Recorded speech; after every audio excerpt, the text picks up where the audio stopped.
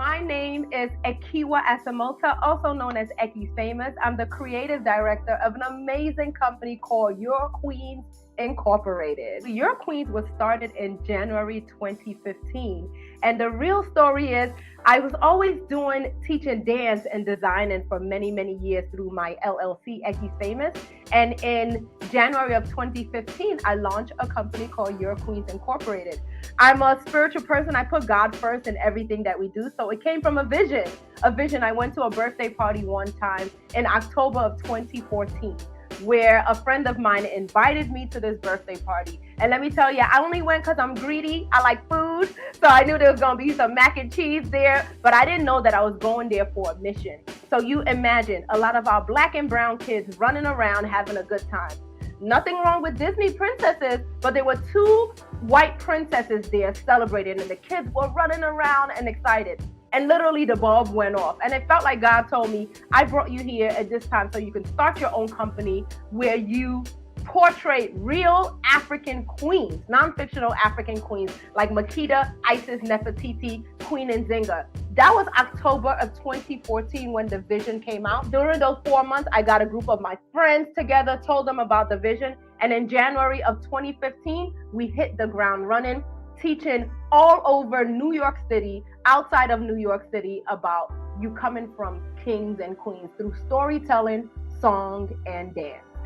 Even adults are gravitating. They're tears of joy because they've never been so close, because we really took our time to research and emulate. And you know, when you dress like a royal character, it's almost like you are embodying it. So it's a powerful, positive royal energy because you're seeing yourself, and our DNA runs through our veins. So when they see it, people gravitate to us. They laugh, they cry, they stand up, they round of applause, they namaste, because we're finally making a connection of truly who we are. During the pandemic, you know, a lot of our children lost some education, they lost some tools, some togetherness, and a lot of our students were dealing with depression and different type of mental issues. So I feel like it was organic, and we started a rites of passage program last year for ages 8 to 13. They're actually graduating in April. And then we started a mentorship program for young boys around the same time. We meet once a month, and we literally talk about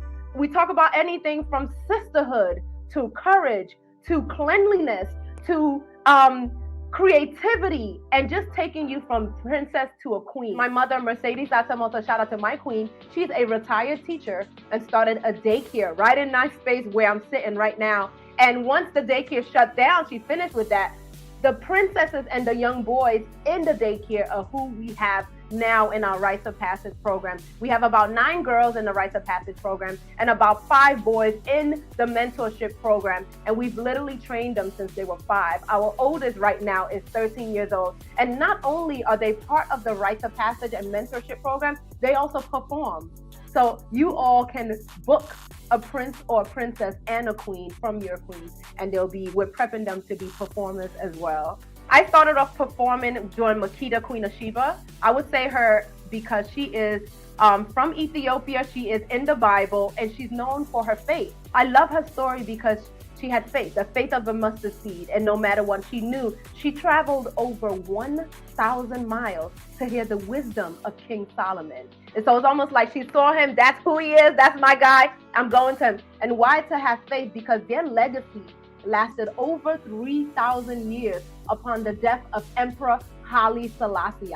So you never know when you have a vision, when God gives you a vision, or the universe, whatever you believe in, is to trust it. You may not see it, but that legacy, and I believe that's why I'm here today. So I would say it is Makeda. And then recently, during the pandemic, we launched a new queen. Well, she's from many, many years ago, from Ghana, Nana Ya Asantua. And she was a warrior queen. She was the protector of the golden stool and commander-in-chief of the Ashanti army. What I love about her story is she fought even when they tried to tell her not to. They have this thing called the golden stool that harvests all the souls of the Ashanti people in peace and love. So of course the colonizers tried to take away this stool, and she was like, no, so she gave them a fake one. So she was very smart. And during that time, they went into war. They won this war. She was exiled for 20 years, which kind of sounds sad, but I love her story because sometimes in life, you have to fight in order to maintain the legacy of your people. You're going to make mistakes. It's part of the journey. Don't be scared to make mistakes. And also be fearless, not only in words, but in action. Trust yourself.